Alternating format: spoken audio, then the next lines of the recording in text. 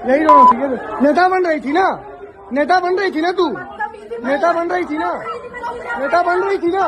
Complaint कर, return में complaint कर, रिटर्न में कर, कंप्लेंट कर। जय हिंद साथियों, देश की राजधानी दिल्ली, जहां पर महामहिम राष्ट्रपति रहती हैं, जहां देश के माननीय प्रधानमंत्री जी रहते हैं, हमारे आदरणीय गृह मंत्री जी रहते हैं और दिल्ली की सुरक्षा प्रधानमंत्री और गृह मंत्री के जिम्मे है।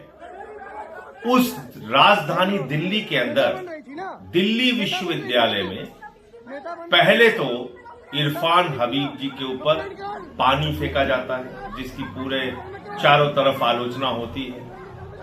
उनके ऊपर पानी फेंका जाता है, पत्थर फेंका जाता है।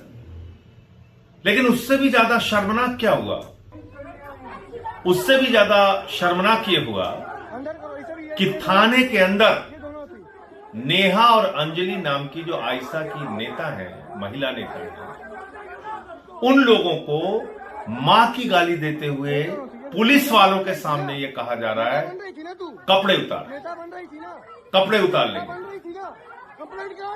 ये हो रहा है देश की राजधानी दिल्ली में। मोदी जी, ये आपका बेटी बचाओ बेटी पढ़ाओ का नारा है। थाने के अंदर पुलिस वालों के सामने मां की गाली देते हुए कपड़े उतारने की धमकी दी जाए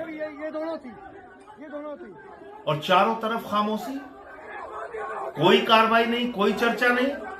कल्पना कीजिए अगर ऐसी घटना तमिलनाडु में हुई होती, ऐसी घटना पंजाब में हुई होती, ऐसी घटना बंगाल में हुई होती, सारा गोदी मीडिया कितना हल्ला मचा रहा होता। क्या लॉ एंड ऑर्डर है, कैसे पुलिस वालों के सामने मां की गाली दी जा रही है, महिलाओं को कैसे उनके कपड़े उतारने की धमकी दी जा रही है। लेकिन देश की राजधानी में हो रहा है,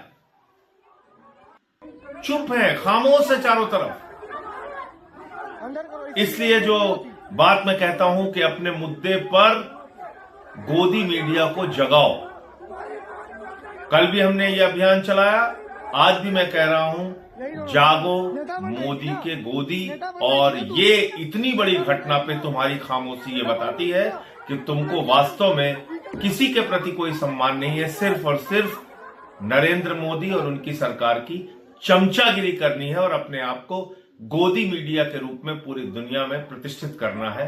इस गोदी मीडिया के सोच से, उसके विचार से बाहर निकलो और जो कुछ भी घटित हो रहा है आपके आसपास और खासतौर से दिल्ली में, कम से कम उसके बारे में